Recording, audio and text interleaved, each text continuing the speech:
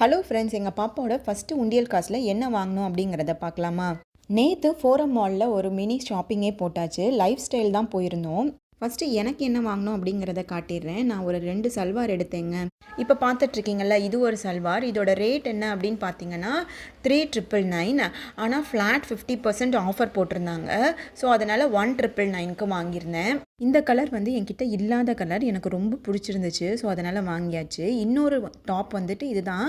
இது ஒரு டாப்பு. இதோட ரேட் வந்து பார்த்தீங்கன்னா 2,000.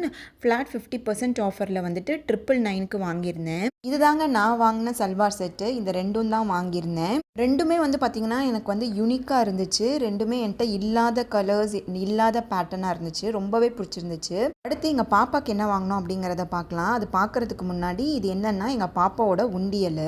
இதில் தான் அவங்க காசெல்லாம் சேர்த்து வைப்பாங்க. எப்படின்னா அவங்க அயப்பா கொடுப்பாங்க, அவங்க அப்பா கொடுப்பாங்க.